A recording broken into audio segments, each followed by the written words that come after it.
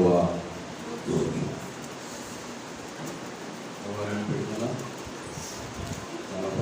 45వ రోజులోకి చక్కని మంచి వాక్య భాగాన్ని మీరు ప్రతిరోజు వింటున్నారని నేను నమ్ముతూ ఉన్నాను. ప్రేమతో నన్ను ఆహ్వానించి ఇక్కడ నిలబడటకు కారణమైనటువంటి దైవ సేవకులకు నా ప్రత్యేకమైనటువంటి వందనాలు తెలియజేస్తున్నాను. ఈ స్టేజ్ లేకపోతే ఈ బలిపీఠం చాలామంది షేర్ చేసుకుంటారు. సేవకురాళ్ళు కూడా ఈ స్థలంలో నిలబడి చాలా విషయాలు వారు బోధిస్తూ వచ్చారు.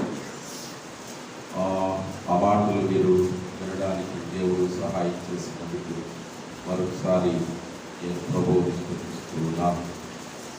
గనులైన దైవజనులతో నాకు కూడా దేవుడు ఇచ్చిన పాలను బట్టి నేను దేవుడిని స్తుతిస్తూ ఉన్నాను. వాక్యాన్ని చెప్పడానికి ముందుగా 2-3 ప్రశ్నలు వేస్తాను, జవాబు చెప్పండి త్వరగా. ఎన్నో రోజులు వచ్చారు ఈరోజు? ఎన్నో రోజులు? అందరూ చెప్పాలి. 45వ రోజుకి వచ్చాను. పాత నిబంధన గ్రంథములు ఎన్ని? 45 అనే మనకి సౌండ్ పెద్దగా వచ్చింది.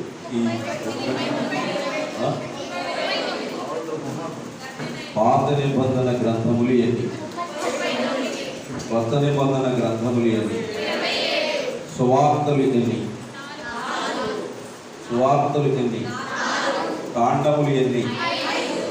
పత్రికలు ఎన్ని?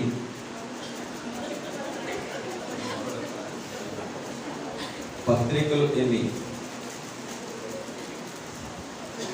ఇప్పుడు మనం ఈరోజు పత్రికను మొదలు పెడుతున్నాం. చెప్పండి, పత్రికను మొదలు పెడుతున్నాం. రోమా పత్రిక. చెప్పండి, రోమా పత్రిక. ఇది పత్రిక. కొత్త నిబంధన గ్రంథములు ఏది? ఎప్పుడైనా ఇక్కడ ఎవరైనా టైలర్ గారు ఉన్నారా? టైలర్, లేడీస్ టైలర్ ఉన్నారా? టైలర్ గారు ఉన్నారా? Right, thank you. ఎవరైనా జాకెట్ కొన్నప్పుడు మంచి జాకెట్ కొని టైలర్ గారికి ఇచ్చారనుకోండి, టైలర్ గారికి ఇచ్చిన తర్వాత జాకెట్స్ ఇచ్చిన తర్వాత కూడా మనం అక్కడే ఉన్నాం అనుకోండి, మన ప్రాణం ఉసూరు పడుతుంది. ఎందుకంటే జాకెట్ ముక్కలు చేసేస్తుంటే ఏం చేస్తుందో తెలియక డబ్బులు ఇచ్చి కొన్నాం, ఎన్ని మొక్కలన్నీ ఏం చేస్తుందో ఏంటో అని కొంచెం అనుమానం పడుతుంది. వాస్తవంగా చెప్పాలి అంటే బైబిల్ని కట్ చేసి మొక్కలన్నీ చూస్తే ఇవన్నీ కలుపుతూ ఉంటే ఒక అద్భుతమైనటువంటి పాండాగారం ఒకటి వస్తుంది దీంట్లో నుంచి. దేవునికి స్తోత్రం. కట్ చేసేటప్పుడు పిచ్చిగా అనిపిస్తుంది, తయారైన తర్వాత అద్భుతంగా ఉంటుంది జాకెట్. అవునా? అలాగే చెప్పండి త్వరగా. నేను ఒక సెకండ్ పార్ట్ చెప్తాను త్వరగా. కొత్త నిబంధన గ్రంథములు 27. దాంట్లో సువార్తలు ఇంకెన్ని ఉన్నాయి? 20?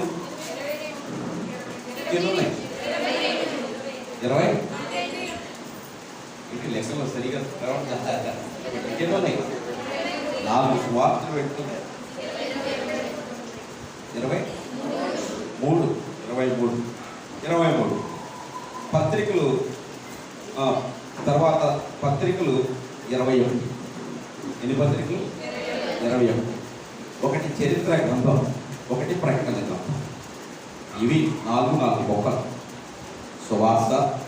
సువార్తలు, అపోస్తల కార్యాలు చరిత్ర గ్రంథం అంటారు. ఈ గ్రంథం చరిత్ర గ్రంథం. దీనికి ఒక పద్ధతి ఉంది బైబిల్లో. మీరు ఆది కాండాలు దాటిన తర్వాత ఎదురికి వచ్చిన తర్వాత హిస్టరీ, చరిత్ర గ్రంథాలు ఉన్నాయి. అట్లాగే సువార్తలు దాటిన తర్వాత ఒక చరిత్ర గ్రంథం ఉంటుంది. అపోస్తల కార్య గ్రంథాన్ని చరిత్ర గ్రంథం అంటారు. ఏమంటారు? చరిత్ర గ్రంథం అంటారు. దాని తర్వాత రోమా పత్రిక నుంచి ఎవరు రాసిన పత్రికల్ని 21 పత్రికలు ఆఖరి అయిపోయిన తర్వాత ప్రకటన గ్రంథం. అది ప్రత్యేకమైనటువంటి గ్రంథం. కొత్త నిబంధనని కట్ చేస్తే ఎన్ని భాగాలైంది? సువార్తలు, సెకండ్ చరిత్ర గ్రంథం, మూడవది పత్రికలు, నాలుగవది ప్రకటన గ్రంథం. మొత్తం ఏంటి? 4 భాగాలు. ఏం చెప్పండి? 4 భాగాలు. ఇది కొత్త నిబంధన యొక్క అవుట్లైన్. అర్థమైన వారు చేపెట్టండి. దేవునికి స్తోత్రం అని అర్థమైందా? మరి త్వరగా మీరు బైబిల్ వైపు చూడకుండా త్వరగా బ్రెయిన్లో పెట్టి మొదటి సువార్తలు, తర్వాత చరిత్ర గ్రంథం. పాత నిబంధనలో వచ్చి ఏమనంటే చరిత్ర గ్రంథాలు అన్నారు. కొత్త నిబంధనలో వచ్చిన చరిత్ర గ్రంథం, తర్వాత పత్రికల, తర్వాత ప్రకటన గ్రంథం. ఇవి 4 విషయమైనటువంటి విషయం. ఈరోజు 21 పత్రికలో ఒక పత్రికను ప్రారంభిస్తూ ఉన్నాం. దేవునికి స్తోత్రం. ఇక్కడ వరకు ఇప్పుడు ఒక పత్రిక చెప్పేటప్పుడు పత్రికను గురించి మనం ఇందాక మాట్లాడుకున్నాం కదా. ఒక పత్రికను, ఈ రోమా పత్రికను ఒక అధ్యాయంలో సగభాగం తీసుకున్న 1 సంవత్సర కాలం వివరిస్తే కానీ రోమా పత్రిక అర్థమవుతుంది. ఇంకా మీకు ఈరోజు కొంచెం డీప్గా 2 మాటలు త్వరగా చెప్పడానికి ప్రయత్నిస్తాం. పత్రికలో అత్యధికమైనటువంటి పుస్తకాలు రాయబడినటువంటి పత్రిక రోమా పత్రిక. ఈ రోమా పత్రిక మీద ప్రపంచంలో ఎక్కువ పుస్తకాలు రాయబడినటువంటి పత్రిక రోమా పత్రిక. ఇకపోతే అర్థం కాని పత్రిక, బాగా పండితులకు కూడా అర్థం కాని పత్రిక కూడా రోమా పత్రిక. వాచ్మెని అనే భక్తుడు ఒక వచనాన్ని తీసుకుని ఒక పెద్ద పుస్తకం రాశాడు. ఇంత పెద్ద పుస్తకం. ఎన్ని వచనాలు? ఒక వచనం. ఆయన పుస్తకం పేరు ఆత్మ సంబంధమైన మనుషుడు. ఒక పుస్తకం అంటే రోమా పత్రికలో 8వ అధ్యాయంలో ఉన్నటువంటి ఒక విషయాన్ని తీసుకుని ఆ విషయం మీద ఒక పుస్తకాన్ని రాశాడు. ఒక వచనానికి ఒక పుస్తకం అయింది. అంటే రోమా పత్రిక ఎన్ని పుస్తకాలు అవ్వాలి? చెప్పాలి మీరు. ఎన్ని పుస్తకాలు అవ్వాలి? రోమా పత్రికలో ఉన్నటువంటి ఒక వచనం మీద ఒక పుస్తకం రాయబడింది. అంటే ఎన్ని వచనాలు ఉన్నాయో అన్ని పుస్తకాలు రాయవచ్చు. దేవునికి స్తోత్రం. కొన్ని విషయాలు బైబిల్లో ఉన్నటువంటి హై స్టాండర్డ్ విషయాలు కొన్ని అర్థం కావు కనుక, అర్థం అవ్వలేదు కనుక అది తప్పు అని అనడానికి వీలు లేదు. ఓ చిన్నపిల్లోడు అడిగాడు. ఓ చిన్నపిల్లోడు అన్నాడు, ఏమని? పిల్లవాడు ఇప్పుడే ఆలోచించేస్తాడు. ఏమని అన్నట్టే నాకు ఎప్పుడు పెళ్లి చేస్తావు వచ్చి. చిన్న పిల్లవాడు అడిగాడు, 10 సంవత్సరాల పిల్లవాడు. నాకు ఎప్పుడు పెళ్లి చేస్తావు? తండ్రి ఏమంటాడు? నీకు పెళ్లి వయసు వచ్చినప్పుడు చేస్తాను లేరా, ఇప్పుడు అది నీకు అంత అవసరమా? అలా మాట్లాడబడుతున్నాను అంటాం. అంటే వాడికి ఏం రాలేదు? అది అర్థం వయసు రాలేదు కాదు, అది అర్థం చేసుకునే వయసు రాలేదు. అది విషయం. బైబిల్లో కొన్ని విషయాలు మనకి అర్థం కావట్లేదంటే అర్థమయ్యే ఆత్మీయ స్థితి మనకి రాలేదు అని అర్థం. అంతే తప్ప అది తప్పు కాదు, మనం సరిగా లేము అని అర్థం. కనుక రోమా పత్రిక అంతా అర్థమైపోయింది అని ఎవరు చెప్పడానికి వీలు లేదు. అవుట్లైన్గా ఒక మొక్క మాత్రమే మనం చెప్పుకోగలం. ఈరోజు నేను చెప్పాను కదా, రోమా పత్రిక చెప్పాలంటే ఒక 365 రోజులు పడుతుంది. స్టార్ట్ చేస్తే మరలా వచ్చే సంవత్సరం ఈ రోజుకి అవుతుంది. రోమా పత్రిక ఒకటి మాత్రమే చెప్పడానికి అంత లోతైనటువంటి విషయం. ఇకపోతే మనం అదంతా ఎప్పుడు నేర్చుకుంటాము అంటే ఆత్మీయతగా మనం నడుస్తూ ఉంటే దేవుడే మనకి వాటి అన్నింటినీ నేర్పిస్తాడు. దేవునికి స్తోత్రం. అవుట్లైన్ ఇస్తారు. అవుట్లైన్ మాట్లాడుకుందాం. అవుట్లైన్ కూడా కొంచెం కష్టమే. త్వరగా చెప్పండి. రోమా పత్రిక ఎన్ని అధ్యాయాలు? 14 అధ్యాయాలు. 14 అధ్యాయాల్లో విభజన చేసి చూసినప్పుడు మనం 16 అధ్యాయాలు 3 పార్ట్లుగా చూసుకోవచ్చు. మొదటి పార్ట్లో ఏం కనిపిస్తుంది అంటే అపోస్తలుడు పౌలు సువార్తీకరణ గురించి మాట్లాడుతూ వచ్చాడు. రెండవది ఆత్మ సంబంధమైనటువంటి విషయాలు రాయబడింది. మూడవది సంఘాన్ని గురించి చెప్పబడింది. రెండవ విషయం చెప్తాను చూడండి. ఆత్మీయ విషయం మీద మనసు ఉంటుంది. శరీరానుసారులు త్వరగా చెప్పాలి. శరీరం మీద మనసు ఉంటుంది. అది రెండవ పార్ట్ రోమా పత్రిక. 6వ అధ్యాయంలో బాప్తిసాల గురించినటువంటి ఒక కనపడుతుంది. వాక్యంలో మీకు ఏం కనిపిస్తుంది అంటే ఒక చక్కని మంచి మాట, ఐ బట్ నాట్ క్రైస్ట్, నేను కాదు క్రీస్తే అని రోమాపత్రికలో అపోస్తలుడు పౌలు అంటాడు. ఇక్కడ జీవించేవాడు నేను కాదు, క్రీస్తే నా యందు జీవించుతున్నాడు అని రోమాపత్రికలో అపోస్తలుడు పౌలు చెప్పాడు. ఇంకొంచెం త్వరగా పౌలు గారి గురించి 2-3 మాటలు మీకు త్వరగా చెప్తాను.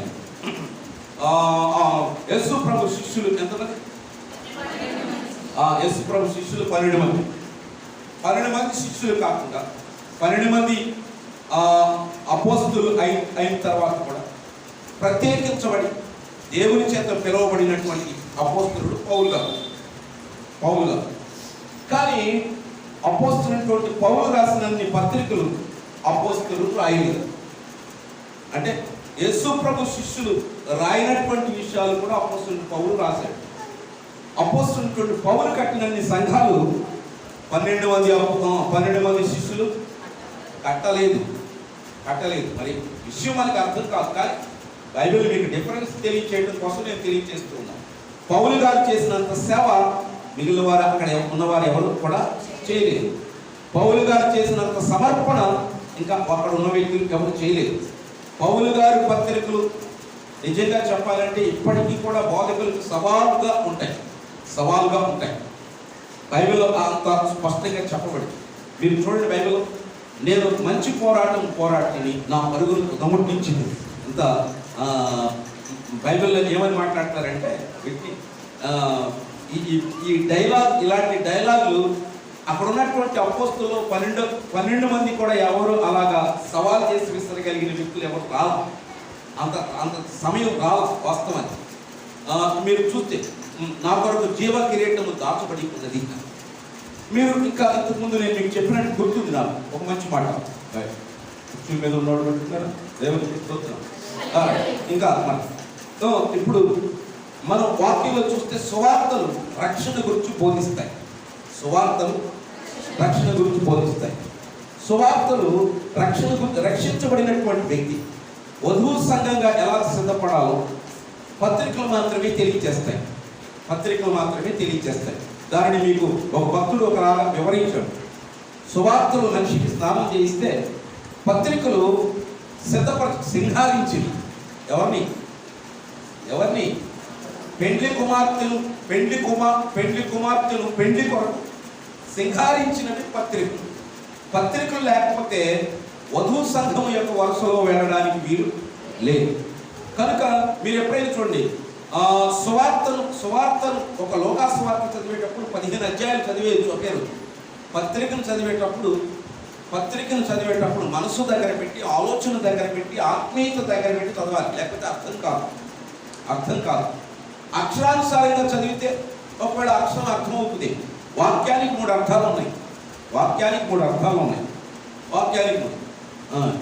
ఈ అమ్మాయి ఎవరైనా పిల్లిగా ఉంది అన్నారు అంటే అర్థం ఏంటి? దేనికి పోల్చారు? పిల్లికి పోల్చారు. దీన్ని రూపకార్థం అంటారు. యేసు ప్రభువుని జలధర వృక్షానికి పోల్చారు. అంటే యేసు ప్రభు జలధర వృక్షమా? కాదు, ఆ వృక్షానికి పోల్చారు. దీన్ని ఏమన్నారంటే రూపక అర్థం. నేను తాళ వృక్షం అంత తిన్నని దానం. అంటే బైబిల్లో కొన్ని విషయాలు, నేను నిజమైన ద్రాక్షావళి అంటే యేసు ప్రభు వారు దేనికి పోల్చుకున్నారు? ద్రాక్షావళికి పోల్చుకున్నారు. అక్కడ వాక్యం మనకి ఏం కనిపిస్తుంది అంటే రూపకార్థం అంటే ఒక దాన్ని పోల్చి చెప్పేటటువంటి దాన్ని రూపకార్థం. రెండవది అక్షరార్థం, మూడవది ఆత్మీయార్థం. మొత్తం 3 అర్థాలు వాక్యానికి, 3 అర్థాలు. పరమగీత గ్రంథాన్ని అక్షరంగా చదివితే ఏమవుతుంది? పరమగీత గ్రంథాన్ని అక్షరంగా చదివితే ఏమవుతుంది? భార్య భర్తలు మాట్లాడుకున్నట్టు ఉంటుంది. అపార్థం అవుతుంది. ఏమవుతుంది? అపార్థం అవుతుంది. మరి దానికి ఏమర్థం? పెండ్లి కుమారుడు పెండ్లి కుమార్తె మాట్లాడుకుంటున్నట్టు మనం అర్థం చేసుకుంటే ఆ గ్రంథాన్ని మనం చదవగలం. అది రూపక అర్థం, అంటే వివాహానికి సంబంధించినటువంటి విషయం. అలాగే వాక్యాన్ని చదివేటప్పుడు 3 అర్థాలు ఉన్నాయి. త్వరగా చెప్పండి. 1 అక్షరార్థం, 2వది ఆత్మీయార్థం, 3వది రూపక అంటే ఒక దాన్ని పోల్చి చెప్పేటటువంటి ఉపమానం. బైబిల్లో ఏం చెప్పారు తెలుసా? ఆయన ఉపమానం లేకుండా దేనిని బోధించలేదు అనేది. ఆయన ఉపమానం లేకుండా దేనిని బోధించలేదు. ఉపమానం ఎందుకు చెప్పాలి? ఉపమానం ఎందుకు చెప్పాలి? మీరు చదువుకుంటారా? టీచర్ మాట్లాడుతూ ఏం చెప్తారు? ముందు ఒక ఉదాహరణ, మీ ఇంటికాడ 4 లెక్కలు చెప్పాలనుకోండి, ఏం చెప్తారు? నీ చేతిలో 4 కోడిగుడ్లు ఉన్నాయి అనుకోండి. ఉన్నాయా? లేవు. ఏం చెప్పారు? నీ బ్రెయిన్కి ఆనడం కొరకు, నీకు అర్థం అవడం కొరకు చెప్పారు. 4 కోడిగుడ్లు ఉన్నాయి, అక్కడ 3 తీసేస్తే ఇంకేం ఉన్నాయి? కోడిగుడ్లు ఉన్నట్టు నువ్వు ఊహించుకుంటావు. 3 తీసేయగానే ఇంకేమని అంటావు? కోడిగుడ్లు లేవు అక్కడ. నీ బ్రెయిన్ అక్కడ ఉండడానికి, ఆలోచించడానికి. అందుకే బైబిల్ ఏం చెప్పారంటే ఉపమానం లేకుండా ప్రభువారు ఏ వాక్యమును చెప్పలేదు అని బైబిల్. దేవునికి స్తోత్రం. ఇక్కడ వరకు కొన్ని విషయాలు, అవుట్లైన్ విషయాలు మీకు చెప్పినట్లుగా నాకు అనిపిస్తుంది. చాలా వరకు కొన్ని విషయాలు చెప్పాను. రైట్, అక్కడ వరకు వచ్చాం. ఇప్పుడు రోమాపత్రిక రూపకార్థం కాదు, అక్షరార్థం కాదు, ఆత్మీయ అర్థం. ఏ అర్థం? ఆత్మీయ అర్థం. ఇప్పుడు ఇక్కడికి వచ్చాం. మనం అపోస్తలుడు పౌలు గురించి మాట్లాడుతున్నాం. దేవునికి స్తోత్రం. అందరికంటే మీరు ఎప్పుడైనా దైవజనులు కూడా చాలా మంది మాట్లాడుతూ అంటారు, పేతురు అలా చెప్పాడు, యోహాను ఇలా చెప్పాడు అంటారు. కానీ ఎంత పెద్ద వ్యక్తులైనా పౌలు గారు ఇలా చెప్పాడు అంటారు. ఎందుకో తెలియదు మరి. ఆ మాట ఆ పలుకుని పలుకుతారు. వారి మీద ఉన్నటువంటి ఆత్మీయతను బట్టి, వారి మీద ఉన్న గౌరవాన్ని బట్టి పౌలు ఎలా పలికాడు అని తొందరపడి మాట్లాడు. అలా మాట్లాడకూడదు కూడా. చాలామంది అలా మాట్లాడుతూ ఉంటారు. అసలు మంచిది కాదు. మనం ఎంత గొప్ప వ్యక్తులమైనా వాడు భక్తులు, పెద్దలు, ఆత్మీయులు, దేవుని చేత నడిపించబడినటువంటి వ్యక్తులు. వారి గురించి మాట్లాడడానికి అంత అర్హత కలిగిన వ్యక్తులు మనం కాము వాస్తవంగా. కానీ దేవుడు మనకు ఒక సమయం ఇచ్చాడు కనుక ఆత్మీయతగానే మాట్లాడాలి తప్ప అక్షరార్థంగా మాట్లాడకూడదు. కొంతమంది పెద్ద దైవ సేవకులు అక్కడక్కడ మాట్లాడుతూ ఉంటారు. అట్లా మాట్లాడుతూ వాడు ఎంత పెద్ద వ్యక్తులు అయినప్పటికీ కూడా దైవజనుల్ని లేకపోతే భక్తుల్ని అంత తక్కువగా మాట్లాడడం అంత మంచిది కాదు. నేను ఎక్కడో ఒక చోట వాక్యాన్ని వింటుంటే ఒక ఆయన మాట్లాడుతూ చెప్తున్నాడు, మోషే ఈ భూప్రపంచంలో ఉన్నటువంటి భూమి మీద ఉన్నటువంటి ప్రతి వ్యక్తి చేతిలో, ప్రతి లాయర్ చేతిలో, అతను ఎంత పెద్ద లాయర్ అయినా మొట్టమొదటిగా ఉండవలసినటువంటి గ్రంథం బైబిల్. బైబిల్లో నుంచి పుట్టింది. క్లాప్స్ కొట్టండి.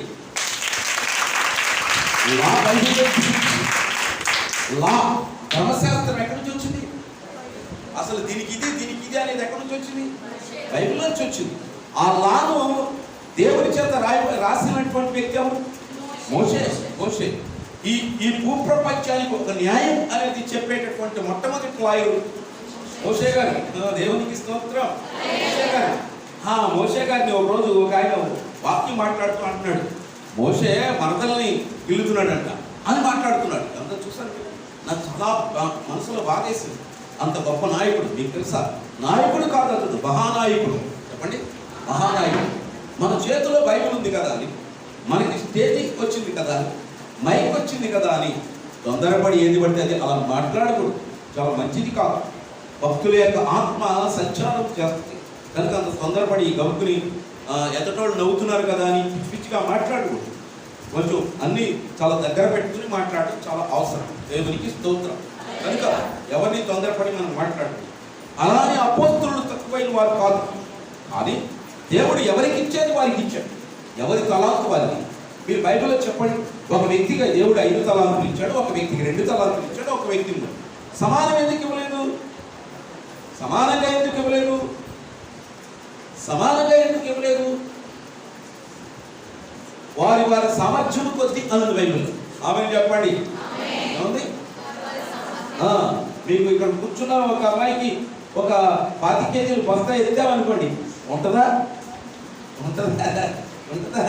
పైకి లేస్తుందా? సామర్థ్యము లేదు. 5 కేజీలు ఇస్తే ఆటోమేటిక్గా పట్టుకోగలరు.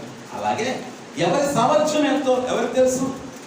దేవునికి తెలుసు కనుక దేవుడు వారి సామర్థ్యం కొద్ది పని ఇచ్చాడు. అన్య జనులకు సువార్త ప్రకటించుటకు ఆయనను తల్లి గర్భంలోనే గలతీ పత్రిక 1వ అధ్యాయంలో అంటాడు, తల్లి గర్భంలోనే ఆయన నన్ను అభిషేకించాడు. దేవునికి స్తోత్రం. అపోస్తలుడు పౌలు గారు అంటే నాకు చాలా ఇష్టం. నిజంగా చెప్పాలి, వారి పత్రికలు చాలా గొప్పవి. వారి పత్రికలు కొన్నిసార్లు కొన్ని చదువుతుంటే అనిపిస్తుంది, బుర్ర బద్దలు కొట్టినా కూడా అర్థం కానంత గొప్ప ఆత్మీయత కొన్ని పత్రికలు కనిపిస్తాయి. నిజంగా వాస్తవంగా చెప్పాలి, అలాంటి గొప్ప పత్రికల్లో రోమా పత్రిక ఒకటి. ఈ రోమా పత్రికను మీకు అవుట్లైన్గా 2 మాటలు త్వరగా చెప్తా. దేవునికి స్తోత్రం. త్వరగా చెప్తా. ఇంకా పౌలు గారి గురించి చాలా విషయాలు చెప్పడానికి అంత సమయం కాదు. మనం అంశానికి రావాలి కనుక త్వరగా మనం మాట్లాడుకుందాం. నేను ఏ రోజు వచ్చినా కొంచెం లేట్ అవుతుంది, మరి నేనే లేట్ అవుతుంది, తర్వాత రోజులు కూడా లేట్ అవుతుంది, నాకు తెలియదు. దేవునికి స్తోత్రం. నాకు తెలియదు అయ్యారు రోజు టైంకే అవుతుంది, నేను నా లేటా? దేవునికి స్తోత్రం. సరే, లేట్ కాకుండా చూస్తాను నేను కూడా. ఈరోజు త్వరగా చెప్పండి, మీకు కావాల్సిన విషయాలు చెప్తే త్వరగా మాట్లాడుతాను. రోమా పత్రికలో మనకేం కనిపిస్తుంది? అపోస్తలుడు పౌలు పత్రికలు రాశాడు. నా వైపు చూడాలి, వచ్చేవాడు అందరూ మీ సంఘస్థులే అనుకోవాలి, ఏరవడేవాళ్ళు కానీ మిగిలిన తీర్చేయాలి. మీ వ్యక్తులే ప్రత్యేకించి చూడాల్సిన అవసరం లేదు. డ్రెస్సులే మారుతాయి అంతే కదా, మీ వాళ్ళే పక్కన ఏమేంటి అని చూడాల్సి ఉంటుంది. నన్ను చూడండి కొంచెం, నేనేం మెగాస్టార్ చిరంజీవి ఏం కాదు కానీ వాక్యం సరిగ్గా వినే. దేవునికి స్తోత్రం. నా వైపు చూడండి, ఆ వైపు చూడండి, ఏం ఉన్నా అన్నట్టు చూస్తుంటే వచ్చినాకే దేవునికి స్తోత్రం. వాక్యాన్ని శ్రద్ధగా వినండి. అపోస్తలుడు పౌలు పత్రికలు రాశారు. చాలా స్టాండర్డ్ కలిగిన పత్రిక, చాలా స్టాండర్డ్ పత్రిక. మీరు వాక్యంలో చూస్తే కనిపిస్తుంది ఒక మంచి మాట. ఏం కనిపిస్తుంది అంటే పర్వతానుభవం అనేది ఒకటి ఉంది బైబిల్లో. పర్వతానుభవం. అపోస్తలుడు పౌలు పత్రికలు అర్థం కావాలంటే బాగా ఆత్మీయులకు మాత్రమే అర్థమవుతుంది, సామాన్యులకి అర్థం కాదు. రక్షణ పొందిన వారికి అసలే అర్థం కాదు. అసలు రక్షణ అనుభవం లేని వ్యక్తికి పత్రిక అర్థం కాదు. అర్థం కాకపోతే మంచిది. దేవునికి స్తోత్రం. వాక్యం అక్కడికి వస్తుంది. అపోస్తలుడు పౌలు గారు ఒక గొప్ప ఆత్మీయమైనటువంటి విషయాలు పత్రికలో రాస్తూ వచ్చారు. మీకు తెలిసిన విషయమే కదా, ఈ రోజుల్లో సంఘ కాపరి 365 రోజులు సంఘస్థుల మధ్యలో ఉంటేనే చాలా కష్టంగా ఉంది. ఆ సంఘం అటు ఇటుగా ఇట్లా ఉంటుంది అన్నట్టు. ఆ రోజుల్లో అపోస్తలుడు పౌలు సంఘానికి చాలా దూరంగా ఉండేవాడు. ఎవరో నాలాంటి ఒక వ్యక్తిని పంపించి ఉత్తరం రాసి పంపించేవాడు. ఉత్తరం రాసి పంపిస్తూ ఉంటే ఆ ఉత్తరాన్ని ఆయన అక్కడ చదివేవాడు. ఆ ఉత్తరాన్ని చదువుతుంటే సంఘం ఉత్తరాన్ని చదువుతూ ఉంటేనే వాళ్ళు దిద్దుకుని కళ్ళ నీళ్ళు పెట్టి చెప్పండి పడి ఏడ్చి ఒప్పుకొని వాళ్ళు దిద్దుకునేవాడు. ఏం చదివితే 360 రోజులు కొట్టుకుంటున్నా, ఇక్కడ ఏమి లేదు. ఇక్కడ చెప్పండి, ఉత్తరాన్ని చదివి వారు సరిదిద్దుకున్నారు.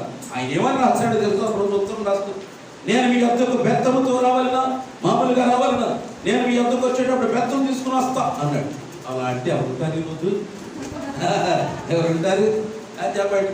మాకు లేదా బెత్తం అంటారు. ఈరోజు పరిస్థితి అలా ఉంది. కానీ దైవజనుడి యొక్క అధికారం, దేవుడిచ్చిన అధికారం. చాలాసార్లు మాట్లాడుతూ అంటారు, తిట్టే అధికారం మీకు ఎవరిచ్చారు? బాప్తిస్మం ఇవ్వడానికి అధికారం ఎవరిచ్చారు? చెప్పాలి. వాక్యం చెప్పడానికి అధికారం ఎవరిచ్చారు? రొట్టె ఆరాధన అధికారం ఎవరిచ్చారు? తిట్టే అధికారం కూడా ఆయన ఇచ్చాడు. బైబిల్లో అందుకే ఒక మంచి మాట చెప్పారు, ఈ 3 ఒప్పుకుంటారు కానీ 4వ ఒప్పుకోరు. కానీ బైబిల్ అక్కడ ఏం రాస్తుందంటే, తిమోతికి రాసిన పత్రికలో బైబిల్ ఏం రాస్తుందంటే తిద్దుటకును, ఏమంటే చెప్పండి, దైవ సేవకుడు 4 పనులు ఉన్నాయి అక్కడ. ఏమేమి పనులు? తిద్దుటకును, తప్పు తిద్దుటకును ఉందా లేదా? తెరవండి, తీస్తున్నారు త్వరగా చదువు. తిమోతికి రాసిన పత్రిక, అసలు మన వాక్యంలోకి పోలేక. తిమోతికి రాసిన పత్రిక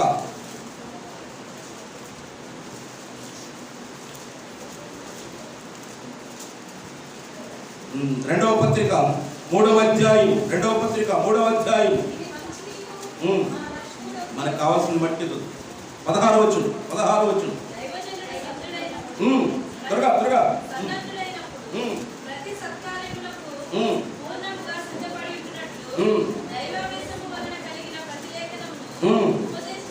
ఉపదేశించుటకును, ఖండించుటకును, తప్పు దిద్దుటకును. ఎవరిచ్చారు అధికారం? దేనికి?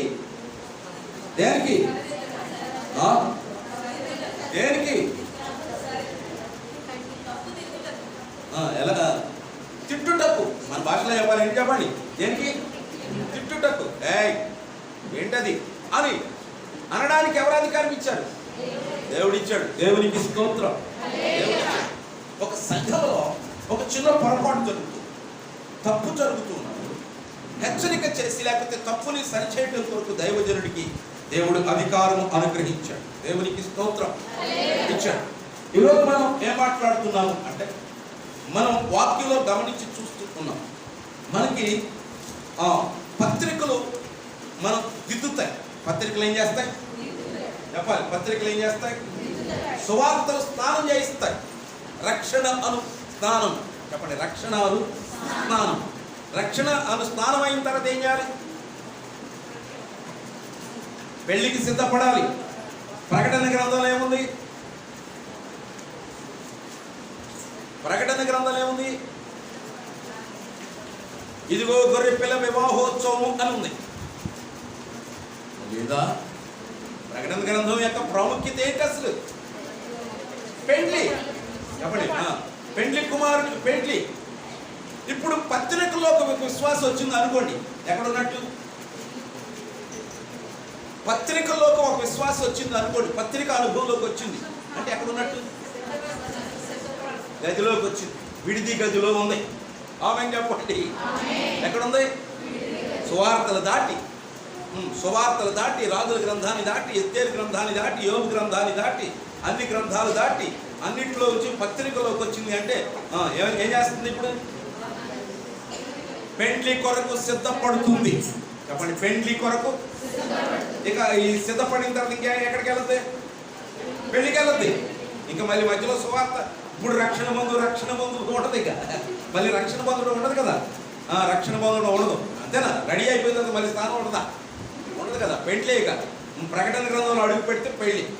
ఇంతకుముందు మీకు చెప్పినట్టు గుర్తుంది నాకు, 66 గ్రంథాలు ప్రతి విశ్వాసి అడుగడుగున నడుచుకుంటూ వెళ్ళాలి. ప్రతి గ్రంథంలో అడుగుండాలి, తప్పకుండా ఉండాల్సింది. యోగ గ్రంథం నాకు వద్దు, ఎస్తేరు గ్రంథం నాకు వద్దు, నాకు ముచ్చటైన 3 గ్రంథాలు ఒకటి ఉన్నాయి అని కళ్ళు మూసుకుని చిన్న ప్రార్థన చేసి సగానికి తెలిసి సగం చదవడం కుదరదు. అది లేకపోతే వాక్యాన్ని తెలియని వ్యక్తులు, అనుభవం లేని వ్యక్తులు, రక్షణ లేని వ్యక్తులు చేసే పనేది. అది వ్యక్తులు బీరకాయ కూర తినాలి, కాకరకాయ కూర తినాలి. నేను చెప్పండి, బీరకాయ కూర తినాలి, కాకరకాయ కూర తినాలి. బీరకాయ కూర తినేసి కాకరకాయ కూర తినలేదు అనుకోండి, షుగర్ వచ్చేస్తుంది, ప్రాబ్లం అవుతుంది. కనుక అన్నింటినీ దేవుడు సమమైనటువంటి పద్ధతిలో ఇచ్చాడు. కనుక మనం పత్రం ఇప్పుడు మరలా నేను ఏం స్టేట్మెంట్ ఇవ్వబోతున్నాను మీకంటే, ఇప్పుడు ఇక్కడ ఉన్న విశ్వాసులు ఎలాంటి వ్యక్తులు ఉన్నారు అంటే, రాజుల గ్రంథంలో ఉన్న విశ్వాసులు ఉన్నారు, చరిత్రలో ఉన్న వ్యక్తులు ఉన్నారు, రక్షణ పొందిన వారు ఉన్నారు, రక్షించబడి పత్రికల్లోకి వచ్చిన వ్యక్తులు ఉన్నారు, పరలోకానికి సిద్ధపడుతున్న వ్యక్తులు కూడా ఉన్నారు. ఎవరికి దేవుడు ఏ విషయాన్ని అర్థం చేస్తాడో అది అర్థం అవ్వాలి. మీ ఆత్మీయ స్థితి మీకు అర్థం కావాలి. దేవునికి స్తోత్రం. మీ ఆత్మీయ స్థితి మీకు అర్థం కావాలి. ఒక అమ్మాయికి, మీరు బైబిల్లో ఉంది కదా, ఒక అమ్మాయికి వయసులో మీరు పరమగీత గ్రంథం 8వ అధ్యాయం, పరమగీత గ్రంథం 8వ అధ్యాయం, పరమగీత గ్రంథం 8వ అధ్యాయం, మాకు ఒక చిన్న చెల్లె కలదు అని ఒకటి చూడండి అక్కడ బైబిల్లో. పరమగీత గ్రంథం 8వ అధ్యాయం 8వ వచనం. పిల్లలు విడిగా లేనే. పరమగీత గ్రంథం 8వ అధ్యాయం 8వ వచనం. 8వ వచనం 8 చదువు. మాకు ఒక చిన్న చెల్లి కలదు, దానికి ఇంకా వయసు రాలేదు, వివాహ కాలం వచ్చినప్పుడు పెళ్లి భజంత్రీలు వాయిస్తున్నారు. అమ్మాయి ఇక్కడ స్నానం చేయాల, పెళ్ళెలా? అది అక్కడ ఉన్న విషయం. రక్షణ పొందల, ఇంకా లోకంలో ఉంది, పాపంలో ఉంది, భ్రష్టత్వంలో ఉంది. కనుక సమయానుకూలంగా రక్షణ పొంది సరైన సిద్ధపాటు లేకపోయినందువలన అక్కడ ఉండిపోయింది. మాకు ఒక చిన్న చెల్లి కలదు అని. అంటే సంఘం దేని కొరకు సిద్ధపడాలంటే వధువు సంఘము కొరకు. అందరూ అనండి, యేసు రాజుగా వచ్చుచున్నాడు.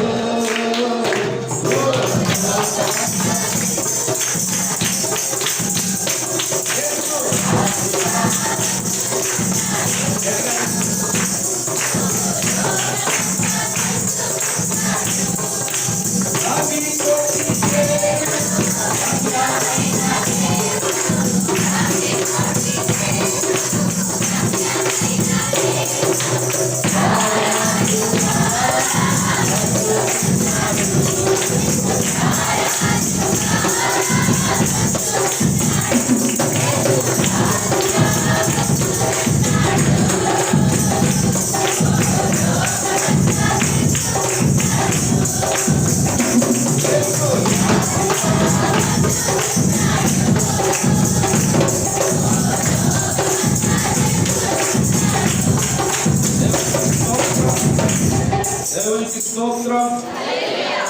వాక్యంలోకి వద్దాం. ఇప్పుడు వరకు చెప్పింది ఇంట్రడక్షన్, ఉపోద్ఘాతం. ఎంతమందికి అర్థమైంది? చాలా విషయాలు బోర్డర్స్ తిరిగేసరికి అక్కడ ఇక్కడ స్పీడ్గా చెప్పేశారు త్వరగా. ఎంతమందికి అర్థమైంది? కొంచెం అవుట్లైన్ అని. థ్యాంక్ యూ, మీకు అర్థమైనందుకు చాలా వందనాలు. దేవునికి స్తోత్రం. విషయం అర్థమైనప్పుడు ఆ రీతిగా చదివితే బైబిల్ సరిగా అర్థం అవుతుంది. ఆ రీతిగా చదివితే మాకు ఒకడు ఉన్నాడు, ఒకరోజు మాంసం కూర పప్పుచారు పెరుగు ఒకేసారి కలిపేశాడు. ఏంటాను అన్నీ ఒకేసారి వెళ్తాయి కదా గారు, ఏముంది అలా చదవకూడదు బైబిల్. ఎప్పుడు బైబిల్ ఒక క్రమ పద్ధతిలో చదివినప్పుడే బైబిల్ అర్థమవుతుంది. అది కూడా ఆత్మీయంగా మన ఆత్మీయతను చూసి అర్థమవుతుంది. మనకు ఆత్మీయత లేకపోతే బైబిల్ అర్థం కాదు, పుస్తకంలా అనిపిస్తుంది. ఆత్మీయత అర్థమైనప్పుడు ఆత్మీయంగా ఉంటుంది. అది మనల్ని సూచిస్తుంది, మనం ఇక్కడ ఉన్నాం అని చూపిస్తుంది. మనం ఈ స్థితిలో ఉన్నామని చూపిస్తుంది. ప్రపంచంలో తప్పును ఎత్తి చూపించగలిగిన ఏకైక గ్రంథం బైబిల్. దేవునికి స్తోత్రం. అదే గ్రంథం ఇంకంత సూటిగా గుణపంలా పొడిసి చెప్పగలిగినటువంటి గ్రంథం మరొకటి లేనే లేదు. అది బైబిల్ యొక్క విషయం. సరే, ఇంకా చాలా విషయాలు ఉన్నాయి బైబిల్ చరిత్ర గురించి, అవన్నీ చెప్పడానికి ఇప్పుడు సమయం కాదు. రోమాపత్రికలో నుంచి మనం మొదటి అధ్యాయంలోకి వచ్చాం. ఇప్పుడు రోమాపత్రిక పైన ఉన్న చిన్న అక్షరాలు చదవండి త్వరగా. రోమాపత్రిక మొదటి అధ్యాయం. అపోస్తలుడు పౌలు రోమీయులకు రాసిన పత్రిక. దేవునికి స్తోత్రం. త్వరగా చెప్పండి. రోమాపత్రిక ఎవరు రాశారు? పౌలు భక్తుడు రాశాడు. అక్కడ వరకు మీకు అర్థమైపోయింది. ఎప్పుడు రాశాడు, ఎక్కడ రాశాడు అవన్నీ తర్వాత చూద్దాం. అంత లోపలికి వద్దు. ఇంకా కొంతవరకు మీకు తెలియజెప్పింది. సంవత్సరాలతో సహా మనకు అవసరం లేదు. ఆత్మీయతను మాత్రం తీసుకుందాం. నేను కొన్నిసార్లు చెప్పినట్టున్నాను మీకు, ఆత్మీయతను తీసుకుందాం. ఇంకంత డీప్గా మీరు పోవడానికి మీరేమి బైబిల్ బోధించే వ్యక్తులు కాదు, బైబిల్ తెలుసుకునే వ్యక్తులు, సేవకులకి లేకపోతే ఇంకా బాగా దాని గురించినటువంటి వివరణ అర్థమయ్యే వ్యక్తులకి ఒక వచనం తీసుకుని దాని బయోడేటా అంతా చెప్పాల్సిన అవసరం ఉంటుంది. ఈ కాలంలో ఈ సందర్భంలో అపోస్తలుడు పౌలు ఫలానా సందర్భంలో ఇలా ప్రయాణం చేస్తున్నప్పుడు ఈ పత్రిక రాశాడు అని సో చెప్పాల్సిన అవసరం ఉంటుంది. ఇప్పటి వరకు మీకు బైబిల్లో కొన్ని విషయాలు మీకు అర్థమైంది. ఇప్పుడు మనం మొదటి అధ్యాయంలోనే ఈరోజు నేను వాక్యం చెప్పదలిసాను. హలో, మొదటి అధ్యాయంలోనే నేను బైబిల్ చెప్పదలిసాను. మొదటి అధ్యాయంలోనే 3 వచనాలు నేను తెలియజేస్తాను. 3 వచనాలు మీరు చెప్పండి. బైబిల్లో ఒక చక్కని మంచి మాట. అపోస్తలుడు పౌలు తల్లి గర్భంలో దేవుని చేత అభిషేకించబడినటువంటి వ్యక్తి. ఎప్పుడు తల్లి గర్భంలో ఒక వ్యక్తి దేవుని పని చేయాలని దేవుడు ఎప్పుడు నిశ్చయిస్తాడు? తల్లి గర్భంలోనే నిశ్చయిస్తాడు. మరి అపోస్తలుడు పౌలు పుట్టిన తర్వాత వెంటనే సేవ చేయలేదు. ఎందుకు అంటే అతడు తను దేవుడు ఏర్పరచుకున్నాడని తెలుసుకోవడానికి 30 సంవత్సరాలు పట్టింది. మీకు 50 పట్టింది. అందుకే ఇప్పుడు జరిగింది. దేవునికి స్తోత్రం. ఇప్పటికైనా తెలిసింది, చాలా సంతోషం అంటే. కొందరికి ఇప్పటికీ ఇంకేం చేయలేదు, కొందరికి ఇంకా ఇప్పటికి కూడా ఏం చేయలేదు, తెలియలేదు. కనుకనే వాళ్ళు అక్కడ ఉన్నారు. తెలిసింది, కనీసం లేట్గా అయినా చేద్దామని ఇక్కడికి వచ్చారు. సంతోషం. అపోస్తలుడు పౌలుకి పుట్టిన వెంటనే అర్థం కాలేదు. కానీ దేవుని యొక్క పనిలోకి వచ్చిన తర్వాత, దేవుని పిలుపును తెలుసుకున్న తర్వాత ఒకరోజు మాట్లాడుతూ అంటాడు, దేవుడు నన్ను ఇప్పుడు కాదు తల్లి గర్భంలోనే ఆయన నన్ను ఏర్పాటు చేసుకున్నాడు అన్నాడు. అక్కడ వరకు ఏర్పాటు చేసుకున్న తర్వాత సువార్త ప్రకటించుట కొరకు అతడు తను ప్రయాణాన్ని కట్టాడు. సువార్త కొరకు తన జీవితాన్ని సమర్పించుకున్నాడు. సమర్పించుకుని 3 తీర్మానాలు చేశాడు. ఆ 3 తీర్మానాలు త్వరగా నేను చెప్తాను. పౌలు గారి సువార్త కొరకు పౌలు గారి తీర్మానములు రాసుకోండి. మీరు రాసుకునేవాళ్ళు ఎవరంటే చెప్పండి. సువార్త చేయటం కొరకు పౌలు గారి తీర్మానాలు 3 తీర్మానాలు చేశాడు మొదటి అధ్యాయంలో. సువార్త చేయడానికి ఆయనకి ఎందుకంత పని, ఎందుకంత భారం? మీరు చెప్పండి. కూర్చున్న వారికి ఎవరైనా ఒక ముక్కలో చెప్పండి. మనం ఎవరైనా మనకి ఏదైనా చేశారనుకోండి, వారికి ఏదైనా మేలు చేయాలనుకోండి, మనం మేలు చేసేటప్పుడు ఏమి వెతుకుతామంటే వారికి ఏది ఇస్తే మంచిది అని కోరుకుంటాం. దేవునికి అత్యంత ఇష్టమైనటువంటిది ఏమిటి? దేవునికి అత్యంత ఇష్టమైనది ఏమిటి? మొదటి కోడిగుడ్డ. మరి దేవునికి అత్యంత ఇష్టమైంది ఏంటి? అది కూడా కామన్. ఒక దాంట్లో అది దేవునికి మనం ఇచ్చే కృతజ్ఞత ఏంటి? నువ్వు విరిగినల్లి ఉన్నావు, పర్వాలేదు సార్లే అంటాడా? అది కాదు. దేవుడు ఆయన నా కొరకు సిలువేయబడ్డాడు. నా కొరకు రక్తాన్ని కార్చాడు, నా కొరకు గాయపరచబడ్డాడు, నా కొరకు భూమి మీదకి దిగి వచ్చాడు. ఆయన నన్ను ప్రేమించి నన్ను విడుదల కలుగు చేశాడు. కనుక నేను ఆయన కోసం ఏదైనా చేయాలి.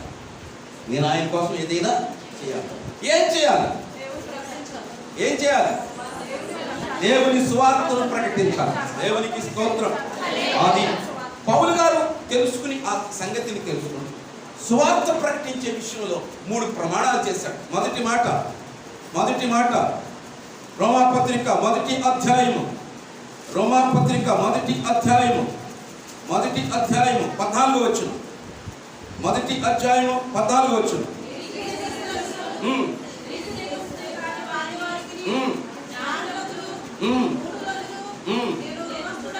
నేను రుణస్థుడను. మొదటి మాట, నేను రుణస్థుడను.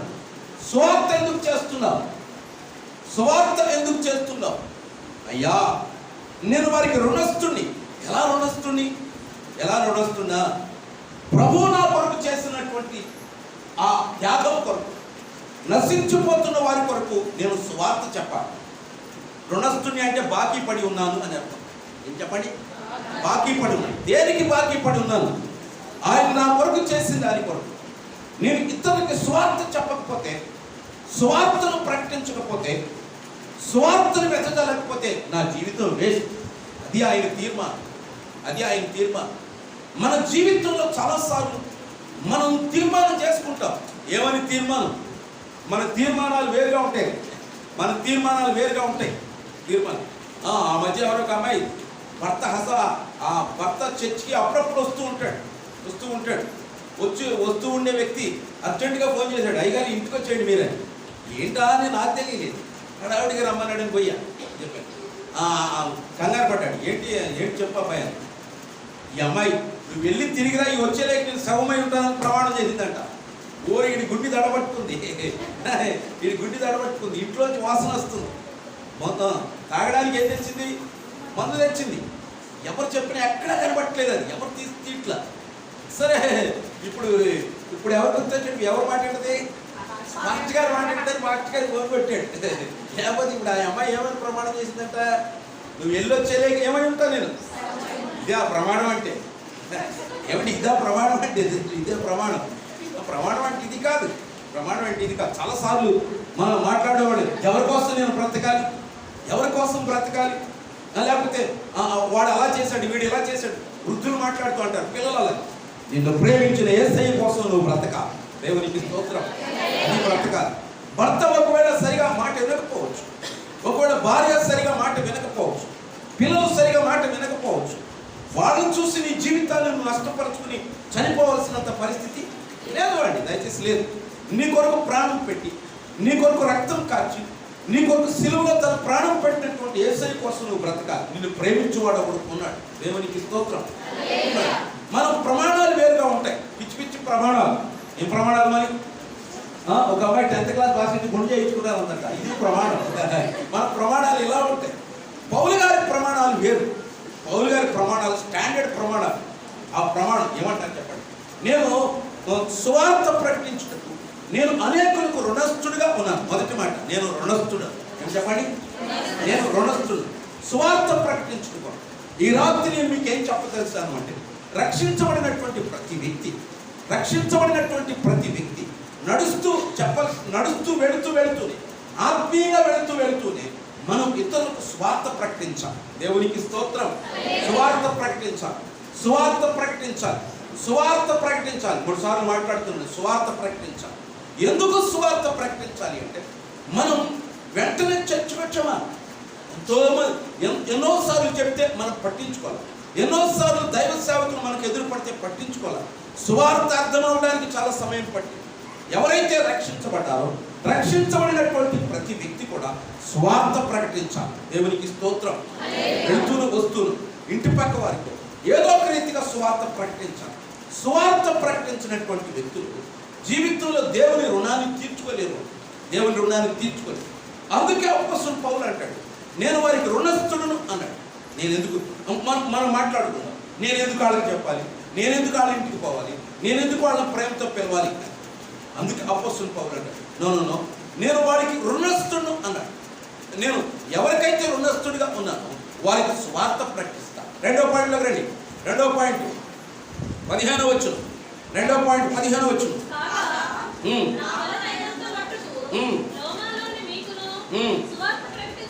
సువార్త ప్రకటించుటకు సిద్ధముగా ఉంటుంది. 2వ మాట సిద్ధముగా ఉంటుంది. దేని ప్రకటించడానికి? ఈ మాటలన్నీ దేనికి మాట్లాడుతున్నాడు పౌలు గారు? థీమేంటి? పిల్లలు చెప్పాలి. థీమేంటి? సువార్త. చెప్పండి. సువార్త ప్రకటించుటకు నేను వారికి రుణస్థుడు. 2వది, సువార్త ప్రకటించుటకు నేను సిద్ధముగా ఉన్నాను. సువార్త ప్రకటించడానికి మనం ఎప్పుడు కూడా మళ్ళా నా వైపు చూడండి జాగ్రత్తగా. సువార్త ప్రకటించే విషయంలో మనం ఆత్మీయంగా బలపరచబడతాం. ఆత్మీయంగా బలపరచబడతాం. సువార్త అనేది చాలా ప్రాముఖ్యమైనది. సువార్త అనేది చాలా ప్రాముఖ్యం. సంఘంలో ఒక వ్యక్తి ఉన్నారు అంటే ఆ వ్యక్తి ఎన్ని చేస్తున్నప్పటికీ, ఏం చేస్తున్నప్పటికీ కూడా సంఘానికి ఉపయోగకరంగా ఉండాలి. సువార్త ప్రకటించాలి. సువార్త సువార్త కొందరు సువార్తమా అని పేరు పెట్టుకుంటారు. సువార్త చేయరు. ఊర్లో ఉన్న వార్తలన్నీ ఆడే వార్తలు. చెప్పండి, ఆ పేరేమి?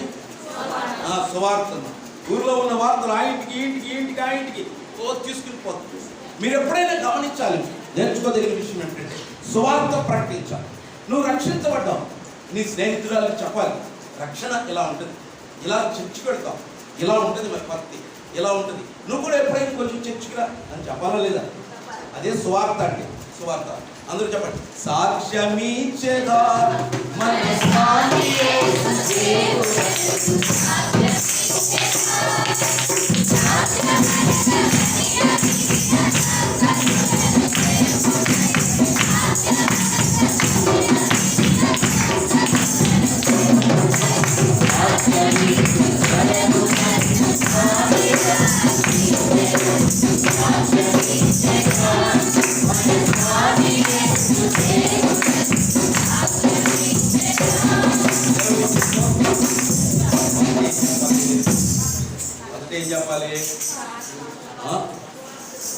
ఏం చెప్పాలి? ఈ మధ్య మా పాస్టర్ గారికి పెద్దగా ప్రకటన గ్రంథం రావట్లేదు, కానీ నాకు బాగవచ్చు అని మొదలయ్యాయి. మీకు ఆ పని కాదు చెప్పండి. కొంతమంది అంటారు ప్రకటన గ్రంథం పరమగీతం మీకంటే నాకు బాగా వచ్చాయి. దయచేసి అవి ఏమి వద్దు. మొదట ఏం చెప్పాలి అంటే, ఎవరికైనా చెప్పేటప్పుడు ఏం చెప్పాలంటే, నేను ఒకప్పుడు పాపిని, యేసు ప్రభువుని గురించి నాకు తెలియదు, నేను భయంకరమైనటువంటి వ్యక్తిని, విగ్రహారాధికురాలు, యేసుని నమ్మేవారంటే నాకు ఇష్టం ఉండేది కాదు, నేను అసహించుకున్నాను, పాస్టర్లు అంటే నాకు అంత ఇష్టమో లేదు. ఒకానొక సమయం వచ్చినప్పుడు నాకు ప్రాణాపాయ పరిస్థితి వచ్చింది. అసలు చర్చికి రావడానికి నాకు ఒక హిస్టరీ లేదన్నా అన్నవాళ్ళు చేయబోయేది. నాకు కూడా నేను ఇక్కడ నిలబడడానికి నాకు ఒక హిస్టరీ ఉంది. హిస్టరీ లేకుండా ఇక్కడ రాలా. ప్రతి వారికి ఏముంటుంది? ఒక హిస్టరీ లేకుండా అసలు మనకు దేవుని పిలుపు ఉండదు. హిస్టరీ లేని పిలుపు ఉండదు అసలు. నువ్వు ఏ రీతిగా వచ్చాయంటే, పక్కన సరోజనమ్మ గారు కాదు నేను పిలిచింది, సరోజనమ్మ గారి ద్వారా దేవుడు ఎవరో పిలిచారు, అది సంథింగ్. అప్పులైపోయి పిలిచాడు దేవుడు. ఏమన్నాడు ముందు? అప్పులన్నీ బాగా లోపల కూలిపోతున్నావు. అప్పుడు దేవుడు పిలిచాడు, నీ కుండలో నూనె పోయి నేను ప్రార్థన చేస్తాము, దీంతో నీ అప్పులన్నీ తీరిపోతాయి అన్నాడు. దేవునికి స్తోత్రం. అదో చరిత్ర. అమ్మాయి చనిపోతూ, ఆ అమ్మాయి చావు బ్రతుకుల మధ్యలో ఉంటే చర్చికి వచ్చాం. ఇదొక హిస్టరీ ఏమంటే అదొక హిస్టరీ. మా దగ్గరలో ఒక చర్చ్, ఒక కోళ్ళపార ఉంది మాకు దగ్గరలో. ఎక్కడి నుంచో ఒక అబ్బాయి భార్య భర్తలు కోళ్ళపారలో పనిచేయడానికి సూపర్వైజర్గా వచ్చాడు. సూపర్వైజర్ ఓరో చర్చ్ జరుగుతుంటే ఆ అమ్మాయిని అతను చర్చికి వెళ్ళి అమ్మాయి ఆ ఊరు వచ్చిన తర్వాత ఎక్కడో విశ్వనపేట ఒకటి ఆ ఊరు, ఇక్కడికి వచ్చారు కోళ్ళపారలో సూపర్వైజర్ పనిచేయడానికి. వచ్చిన దగ్గర నుంచి ఆ అమ్మాయిని చర్చికి వెళ్ళనివ్వడు. సరే అనుకుంటున్నాం, ఇంట్లోనే ప్రార్థన చేసుకుంటాం. ఒకరోజు బాగా ఆదివారం కడుపు నొప్పి వచ్చింది. పిల్లోడు ఏమొచ్చింది? కడుపు నొప్పి వచ్చింది. ఆ బాగా కడుపు నొప్పి వచ్చిన తర్వాత కరెక్ట్గా చేతుల మీద ఆగట్లా, హాస్పిటల్కి తీసుకోవడం చేతుల మీద ఆగట్లా. హాస్పిటల్కి వాళ్ళ ఇంటికి మధ్యలో ఉంది చర్చి, అర్థమైందా? అక్కడికి కరెక్ట్గా అక్కడికి వచ్చిన తర్వాత చేతుల మీద ఆగట్లా, పట్టుకుంటే కింద పడిపోతున్నాడు. 24 hours పెయిన్ లాగా. సరే ఆ అమ్మాయి ఏడుస్తుంది. ఏడుపుని చూసిన తర్వాత అతను చాలా భయపడ్డాడు. ఆ అమ్మాయి అందంట, ఇక్కడ ప్రార్థన చేస్తున్నారు, చిన్న ప్రార్థన చేపిస్తాను పిల్లడికి. చర్చి లోపలికి వచ్చారు. మేము అంత హడావుడి పడి ప్రార్థన ఆపి అక్కడికి బయటికి వెళ్ళి నేను చిన్న ప్రార్థన చేశాను. 2 నిమిషాలు అయిన తర్వాత కడుపు నొప్పి తగ్గింది. దేవునికి స్తోత్రం. కడుపు నొప్పి వచ్చిందా? కడుపు నొప్పి రప్పించాడా దేవుడు? ఆ రోజు నుంచి ఆమె చర్చికి వచ్చింది. ఇప్పుడు ఆ అబ్బాయి, ఇప్పుడు ఆ చర్చికి రాని వ్యక్తి విసనపేట ఏరియాలో పాస్టర్ గారు. దేవునికి స్తోత్రం.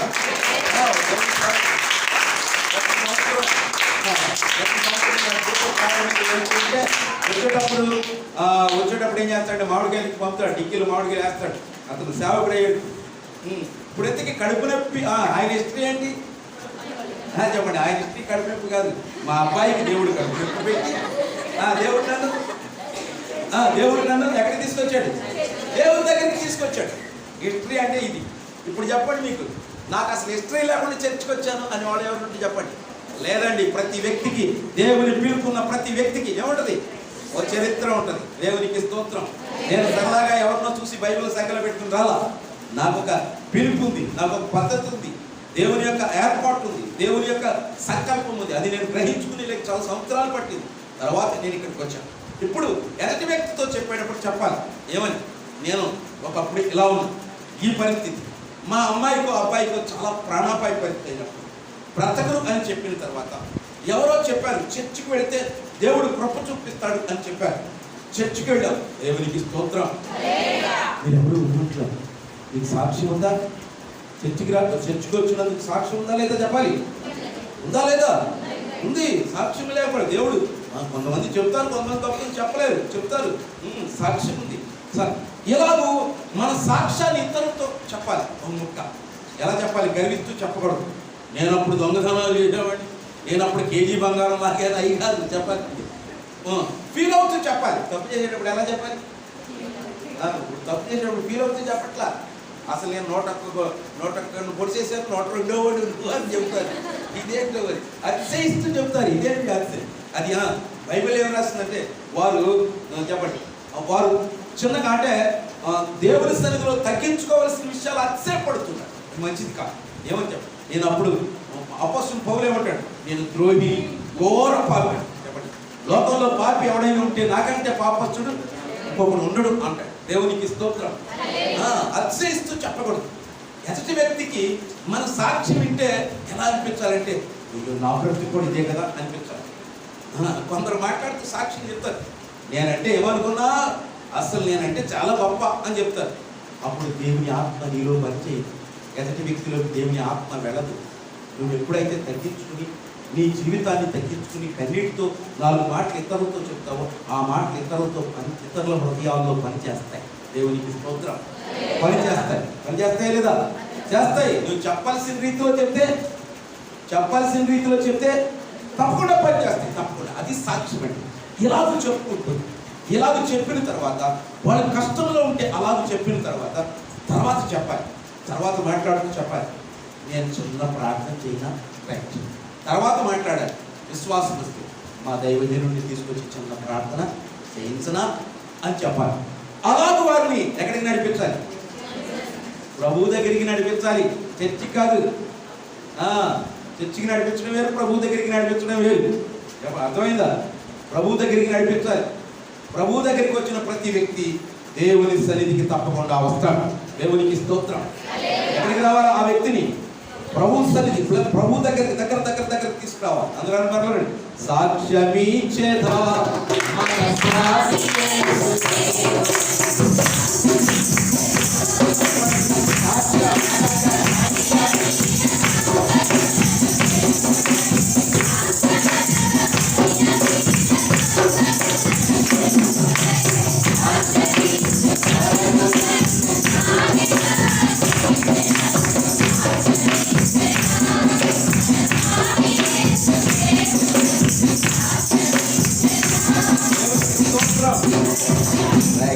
అసలు ఇది మొదలెట్టిన వారు ఎంతమంది ఇప్పుడు చేయబోకెత్తండి పాయింట్కి వచ్చినప్పుడు.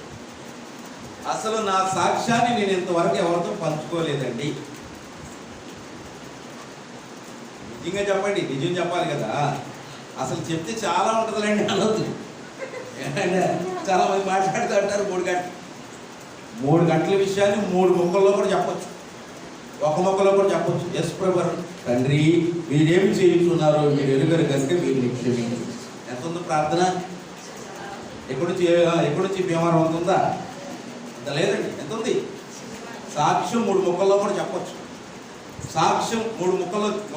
నువ్వేమై ఉన్నావు, ఎలా రక్షించబడ్డావు, ఇప్పుడు ఎలా ఉన్నావు. ఎన్ని ముక్కలు? మరి ఇంకేదే 3 ముక్కలు. దాని తీగలాగి పోస్ట్ ఆఫీస్కి వెళ్ళాను, దాంట్లో డబ్బాలో ఉత్తరం వేశాను, అది బయటకు వచ్చింది. పోస్ట్ మ్యాన్ వచ్చాడు, గేట్ కాడికి వచ్చాడు, తీసుకొచ్చాడు, బస్సు ఎక్కాను, దిగిన తర్వాత ఆటో వచ్చింది, జుట్టు దూకున్నాను. ఎన్ని అవసరమా? అవసరం లేదండి. మ్యాటర్ విషయం అవసరం. కొందరు సాక్ష్యం చెప్పమంటే ఏంటి చెప్పండి, ఎక్కడెక్కడియో విషయాలని తోలుకొచ్చి అక్కడ పెడతారు. అసలు విషయం నువ్వు సాక్ష్యం చెప్తుంటే ప్రభువుకి మహిమ కలగాలి. దేవునికి స్తోత్రం. ఏం కలగాలి? ప్రభువుకి మహిమ కలగాలి. అది సాక్ష్యం అండి. నువ్వు ఉండకూడదు దాంట్లో. నువ్వు ఉండకూడదంటే నేను ఉండాలి కానీ నేను కొట్టివేయబడాలి. నన్ను మరుగుపరచు ప్రభువా అని. ఎందుకంటే నేను కాదు, ఆయనే మహిమపరచబడాలి. ఒకవేళ ఎవరో మాట్లాడుతూ వచ్చారు మన ఇంటికి వచ్చారు, ఒక మంచి ఇల్లు కట్టుకున్నాం, మంచి ఇల్లు, దేవునికి స్తోత్రం. మంచి ఇల్లు కట్టుకున్న తర్వాత ఎవరో వచ్చారు, ఇల్లు చూసి అన్నారు, అబ్బా ఏం కట్టావు కమలక్క అన్నారు. అప్పుడు అనమాట ఈ రాయి మార్జిన్లో ఎక్కడ మార్కెట్ నుంచి రప్పించా, ఆ డోర్లు మోగవారి నుంచి రప్పించా అని చెప్పకుండా మాది ఒకప్పుడు చాలా ఊరిల్లాక మేము చాలా దేన స్థితిలో ఉండేవాళ్ళం. మాకు ఇల్లు కట్టుకునే స్తోమత యేసు ప్రభువు నమ్ముకోబట్టి ఈ స్థితి మాకు వచ్చింది. ఎట్లుంది? సువార్త బాగుందా లేదా?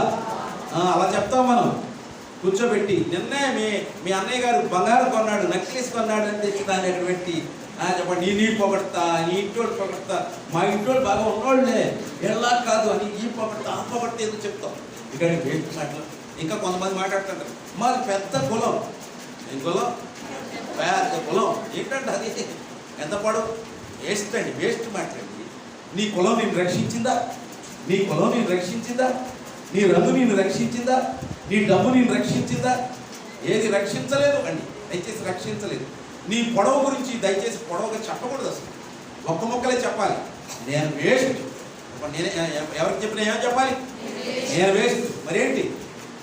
నా ప్రభువుని బట్టే ఈరోజు ఈ స్థితిలో మాట్లాడుతూ ఎవరో అడిగారు, ఏమండి పెద్ద ఆయన గారు ఆరోగ్యం చాలా బాగున్నారు. బాగుండమేంటి? రమేష్ గారు హాస్పిటల్కి నెల వెళ్తా అనకూడదు. రమేష్ గారు హాస్పిటల్లో నెల వెళ్తే రమేష్ గారు బ్రతికిచ్చేస్తాడా? దేవుడు ఆయుష్ ఇస్తే బ్రతికాం. దేవునికి స్తోత్రం. ఎవరికి వెళ్ళాలి? దేవునికి మహిమ కలగాలి. హాస్పిటల్కి వెళ్ళినా, మెడిసిన్ వేసుకున్నా, నీ ప్రయత్నాలు చేసినా ఆయుష్ ఎవరు ఇవ్వాలి? దేవుడు ఇవ్వాలి. దేవునికి క్రెడిట్ కలగాలి. కనుక మీరు సువార్త చెప్పాల్సిన ప్రతి యాంగిల్ చెప్తున్నా నేను. ఇప్పుడు ఇల్లు చెప్పింది, లేకపోతే ఏదో సంథింగ్ మంచి పరిస్థితి. దానియేలు అన్నాడు, దానియేలు నువ్వు బాగా దర్శనాలు చెప్పగలిగిన వ్యక్తివే, చాలా గొప్పగా చెప్తావు అంటే చెప్పాలి. ఈ రోజుల్లో విశ్వాసులు అయితే మాట్లాడుతూ అంటారు, మా అయ్యగారికి ఏమవుతాయి అసలు దర్శనాలు, నాకు వచ్చినంతగా ఏమండి ఆయనకి అసలు దర్శనాలే రావు, నా దగ్గర దర్శనం వస్తే చెప్పు ఇప్పుతా అంటారు. దానియేలు అలా అన్నాడా? అసలు నాకు దర్శనమా నా ముఖమా? అసలు దర్శన భావం కాదండి, అసలు దర్శనం కాదు. ఇది నా వలన కలిగింది, నేను మానవ మాత్రునండి. ఆయన కృప. దేవునికి స్తోత్రం. ఆయన కృప. నేనేమై ఉన్నానో చెప్పండి, ఆయన కృపను బట్టి అయి ఉన్నాను. అది సువార్త. ఎంత సూటిగా ఉంది చూడండి మీరు. సువార్త అంటే ఇక్కడ నేను సువార్త చెప్దాం అనుకుంటాను. ఇప్పుడు ఇక్కడ బలిపీఠం కడతాను, తర్వాత దాని మీద ఒక ఆల్టర్ వేయాలి, ఆల్టర్ పైన మైక్ వేయాలి. ఇవన్నీ అవసరం లేదండి. నువ్వు నీ పక్క వ్యక్తికి నువ్వు చెప్పేటటువంటి ప్రతి విషయంలో కూడా సువార్త అందించవచ్చు తప్పకుండా. ఒక అమ్మాయికి 990 మార్కులు 900 మార్కులు వచ్చినాయి. 900 మార్కులు వచ్చినాయి. దేవుడి కృప ఉంటే దేవుడు ఎంత గొప్ప కార్యం చేస్తాడు తెలుసా? గొప్ప కార్యాలు చేస్తాడు. 900 మార్కులు వచ్చినాయి. పక్కటి వ్యక్తులు చెప్పారు, అడిగారు, నీకు చాలా మార్కులు ఎక్కువ వచ్చినాయి. ఏం చెప్పాలి? అతిరి పగలు చదివానే, అసలు ఎంత బాగా చదివాను, పిచ్చిగా చదివానే కాదు. జ్ఞాపక శక్తి ఇచ్చింది ఎవరు? దేవుని కృప. By the grace of God. దేవుని కృప. నాకంత లేదు. మీ భాషలో చెప్పాలి, నాకంత సీను లేదు. ఎవరు ఇచ్చారు? దేవుడు ఇచ్చాడు, దేవుని కృపను బట్టి వచ్చింది. నేను కూడా ఊహించలేదు, అలాగే వచ్చింది. అది చెప్పాలి. నిజంగా కొన్నిసార్లు దేవుడు చేసే అద్భుతమైన కార్యాలు ఆశ్చర్యంగా అనిపిస్తాయి మనం నమ్మకస్తులుగా ఉంటే. పోయిన వారం, అంతకుముందు వారం నేను చెప్పినట్టు గుర్తుంది నాకు. బాగా ఇద్దరు భార్య భర్తలు చర్చకు వచ్చి, దేవుడికి స్తోత్రం, 30 సంవత్సరాలు వేల సాక్ష్యాలు విన్నాను, చూశాను కూడా. భార్య భర్తలు చర్చకు వస్తారు. భర్త కూరగాయల వ్యాపారం చేస్తాడు, భార్య కూరగాయలు అతనికి హెల్ప్ చేస్తూ ఉంటుంది. చర్చకు వస్తారు, నిరుపేదలని. ఆడపిల్లకి పెళ్లి చేయడం చాలా కష్టమైన రోజులయ్యి, చాలా కష్టమైన పరిస్థితి. పెళ్లి చేయడానికి వాళ్ళ దగ్గర ₹10 లేదు, చాలా కష్టం. ఆ పిల్ల చర్చకు వచ్చేది, చాలా నమ్మకస్తురాలు. పిల్లలు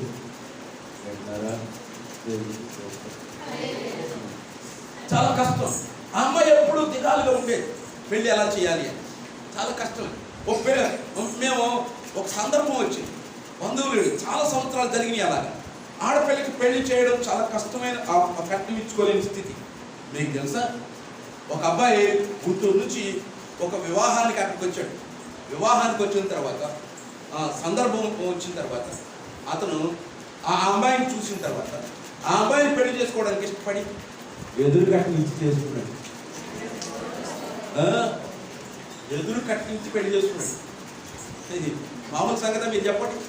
మామూలు కట్నం ఇస్తే చేసుకునేవాళ్ళు లేట్ కూడా జరిగే పరిస్థితి అది. ఎదురు కట్నం ఇచ్చి పెళ్లి చేయడానికి డబ్బులు ఇచ్చి చేసుకున్నాడు. ఎవరి కృప? దేవుని కృప. వాళ్ళు నమ్మకస్తులుగా ఉండబట్టి, ఆ అమ్మాయి చర్చ విషయంలో చాలా నమ్మకస్తురాలుగా ఉండబట్టి, యథార్థమైనటువంటి ప్రవర్తన కలిగి ఉండబట్టి దేవుడి కృప చూపించాడు. ఆ అమ్మాయి ఇప్పుడు ఒక గుంటూరులో ఒక పెద్ద టైలర్ భార్య, ఆ అమ్మాయి. దేవునికి స్తోత్రం. కాకాని తోటకి పోతారు, కాకాని తోటకి పోతారు. నా సంగతురాలు ఆ అమ్మాయి. ఆ అబ్బాయి గుంటూరు ఏరియాలో కాకాని తోట అక్కడ పోతాడు. ఆ అమ్మాయిని కోరి ఎదురు డబ్బులు ఇచ్చి వివాహం చేసుకున్నాడు. ఎంత అద్భుతమైన విషయం. ఈ రాత్రి మనం ఏం నేర్చుకుంటున్నామంటే, మనం క్రీస్తు కొరకు సాక్షులుగా ఉంటే తప్పకుండా దేవుడు మనకి సహాయము. మనం ఆశీర్వాదం వైపు పరిగెత్తకూడదండి. ఆశీర్వాదమే మన వెనకాల పరిగెత్తాలి. దేవునికి స్తోత్రం. రావాలి కాదు, పరిగెత్తాలి. నేను నీ దగ్గరికి వస్తా అనాలి. మనం ఏం చేస్తాం? గెహజీలాగా మనం ఏం చేస్తాం? దాని వెనకాల పరిగెడతాం. బిలాంలాగా మనం దాని వెనకాల పరిగెడతాం. అలా కాదు, ఆశీర్వాదమే మనకి ఎదురుకి రావాలి. అది దేవుని కృప. మనం దానికోసం చూడకూడదు. చాలాసార్లు మనం సాక్ష్యం ఇస్తూ ఉంటాం, అయ్యా నేను ఊహించలేదు ఇలా జరుగుతుంది, అది వస్తుందని ఊహించలేదు, అలా జరుగుతుంది ఊహించలేదు. చాలా సందర్భాలు అలా జరిగిన దినాలు చాలా ఉన్నాయి. ఈ రాత్రి మనం ఏం నేర్చుకుంటున్నామంటే, మనం రక్షించబడ్డాము అంటే చాలా మందికి సువార్త చెప్పాలి. దేవునికి స్తోత్రం. చెప్పాలి, సువార్త చెప్పాలి. సువార్త ఎలా చెప్పాలో కూడా చెప్పే. ఇప్పుడు నేను ఉద్యోగస్తులుండి చేపైకెత్తండి. ఏరా దేవునికి స్తోత్రం. వ్యాపారస్తులుండి చేపైకెత్తండి. రైట్, దేవునికి స్తోత్రం.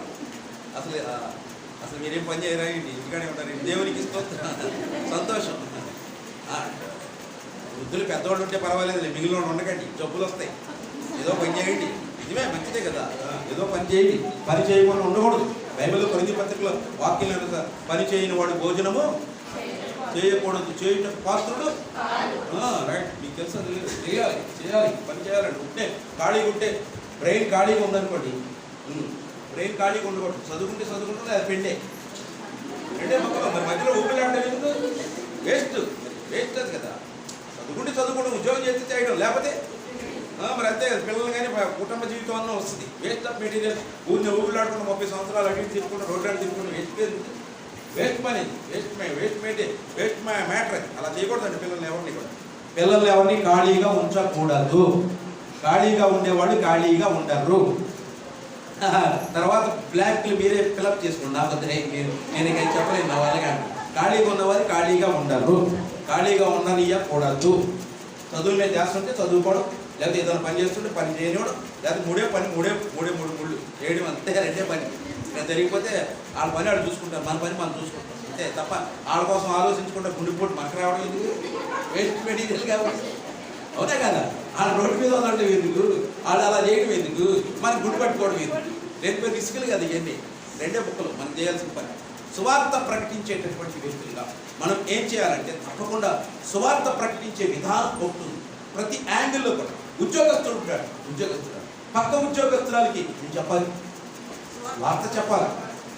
ఒక అమ్మాయి కాలేజ్ చదువుకుంటుంది, పక్క వ్యక్తికి ఏం చెప్పాలి? సువార్త చెప్పాలి, సువార్త చెప్పాలి.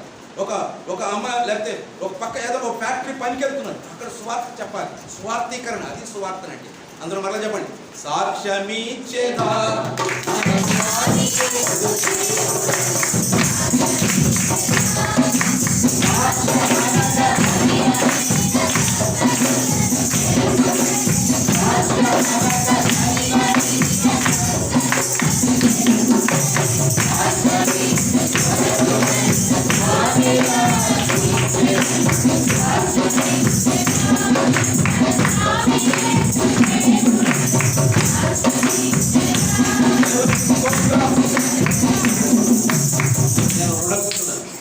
రెండవది, నేను సిద్ధముగా ఉన్నాను. మూడవది 16 వచ్చి మూడవది ఏంటి? నేను సిగ్గుపడు వాడును కాదు. చెప్పండి, 3 మాటలు త్వరగా చెప్పండి, నేను ముగిస్తా. మొదటిది, నేను రుణస్థుడను. రెండవది, నేను సువార్త సువార్త అనండి. నేను సువార్త ప్రకటించుటకు వారికి రుణస్థుడిగా ఉన్నాను. నేను సువార్త ప్రకటించుటకు సిద్ధముగా. మూడవది, సువార్త ప్రకటించుటకు నేను సిగ్గుపడివాడను కాదు. 3 తీర్మానాలు చేశాడు అపోస్తలుడు పౌలు. ఏం చేశాడు? మీరే తీర్మానం చేస్తారని చెప్పాలి.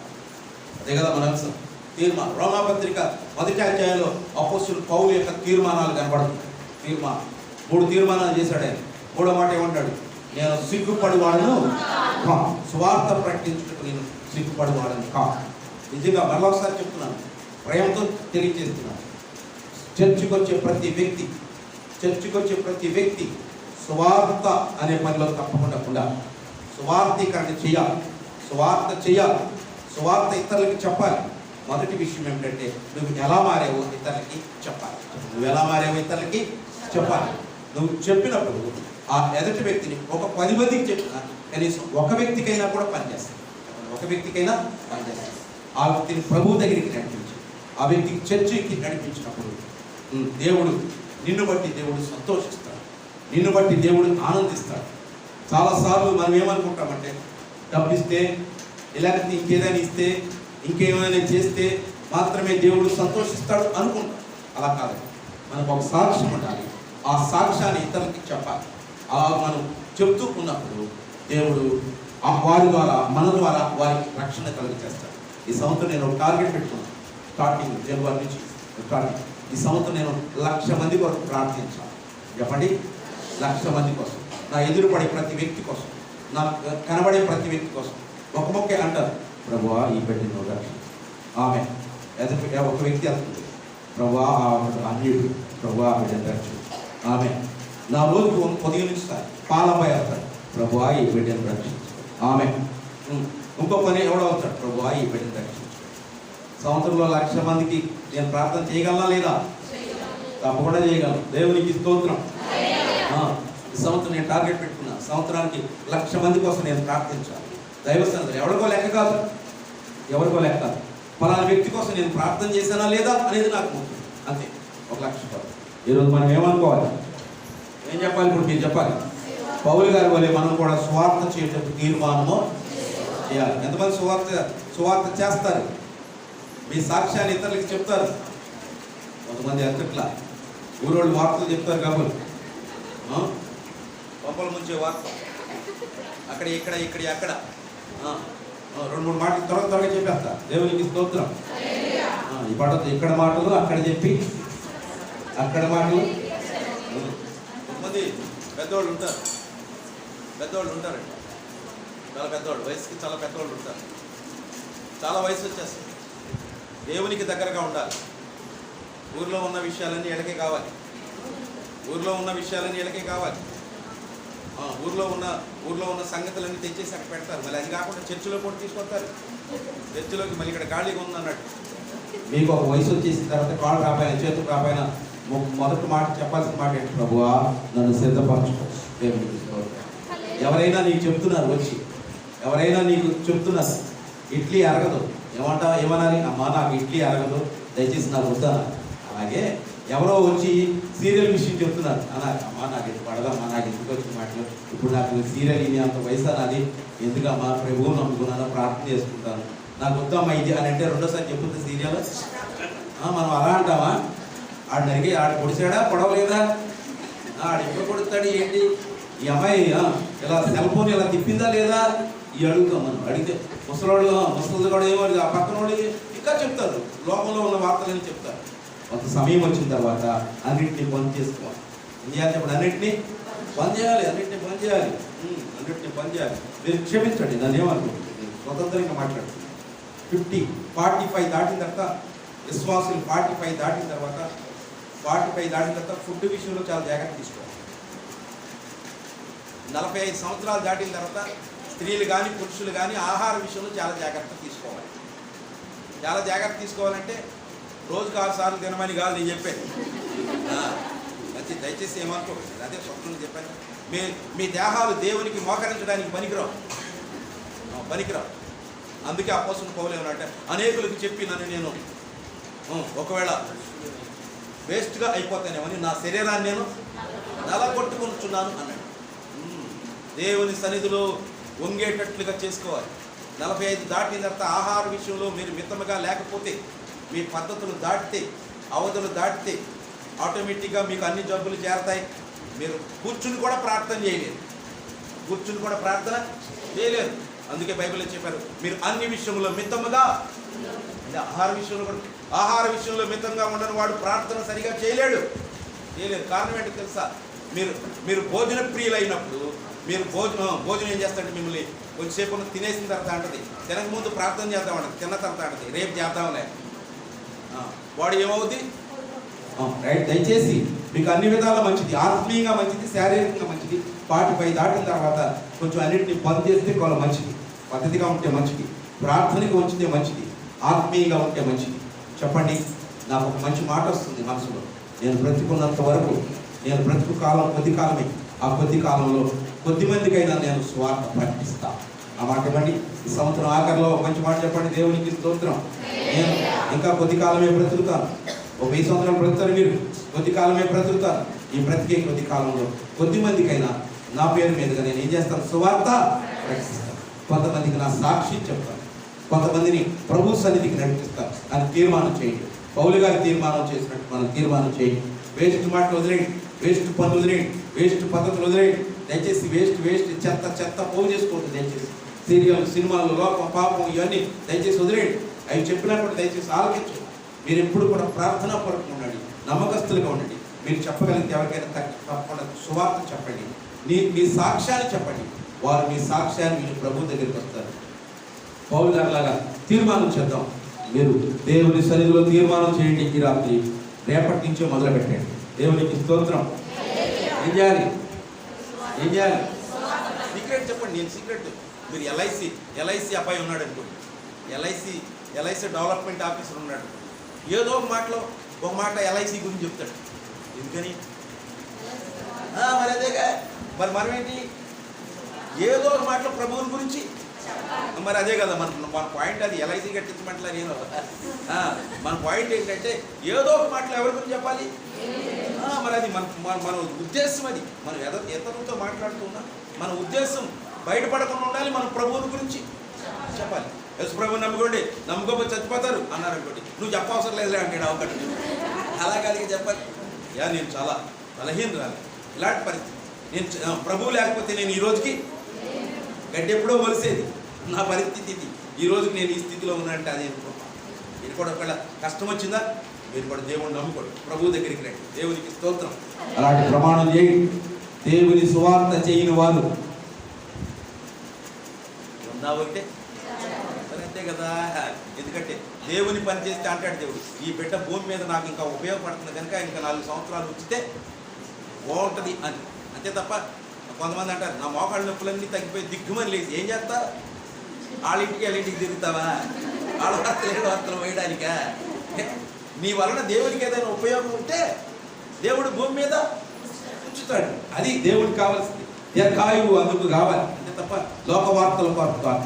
అందరూ లేచి నిలబడండి, ప్రమాణం చేసి దేవుని సన్నిధిలోకి బయలుదేరారు. అందరూ